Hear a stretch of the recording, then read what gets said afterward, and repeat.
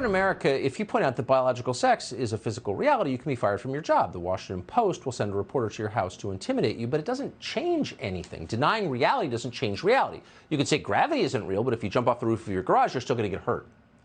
And that's true for biological sex. It is, in fact, real, whether the authorities admit it or not.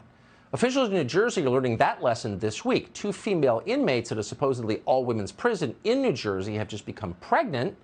You wonder how that happened. Well, it turns out those women had sexual encounters with another inmate who was a biological man passing as a woman. Now, some people predicted that this would happen, and they were laughed at, mocked, and attacked as bigots. Kara Dansky is at the very top of that list. She said this years ago on our show. She's the president of the U.S.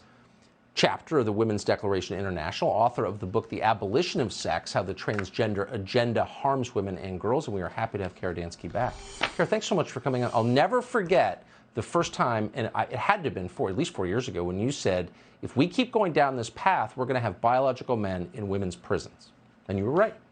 Absolutely. Thank you so much for having me. You know, though the story that's happening in New Jersey is obviously horrible for so many reasons. We need to not have men being housed in women's prisons. But a couple takeaways from this that I just want to point out are, first of all, the state is not getting away with this by telling its residents that they are housing men in women's prisons. What they are doing, of course, is telling the residents that they are housing so-called transgender women or trans women in women's prisons, suggesting that there is some sort of subcategory of women that is called transgender women or trans women, and it's not true. The fact of this story shoots a hole right through the trope that trans women are women.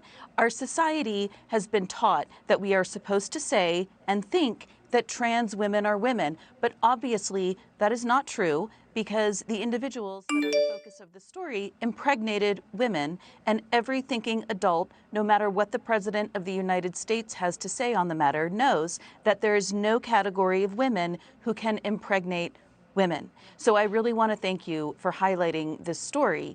And I also just want to point out that this is not just a problem in New Jersey. This is a problem across the country.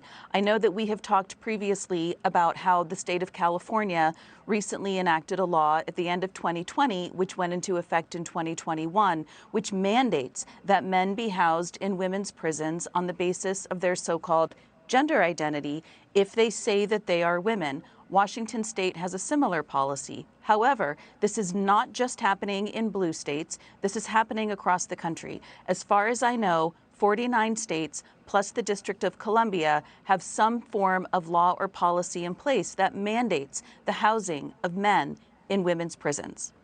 Why is it left to you and J.K. Rowling and a couple of others to point this out? Where are the physicians who know perfectly well that what you're saying is true, the biologists who know it every bit as well? Why are they going along with this when they know it's a lie?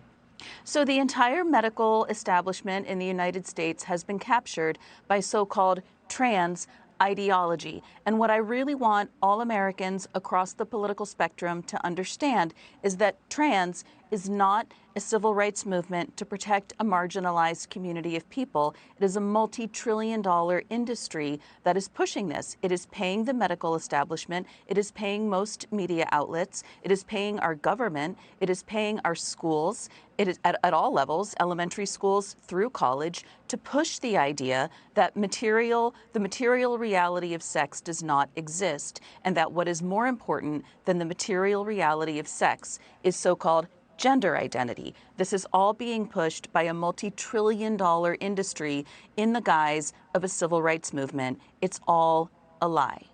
And these are the people providing our medical care. It's really scary when you put it that way. They are. I know someone who is a medical student right now, and she is horrified about what's being taught. I do just want to say really quickly, there's something that has been announced in the past couple of weeks called the Women's Bill of Rights. This was drafted by members of the Women's Liberation Front and by members of Independent Women's Voices, supported by my organization, Women's Declaration International, as well as Concerned Women for America. And I really hope that one of the members of Congress introduces it. Thank you so much. I hope so, too. Great to see you. We'll be right back.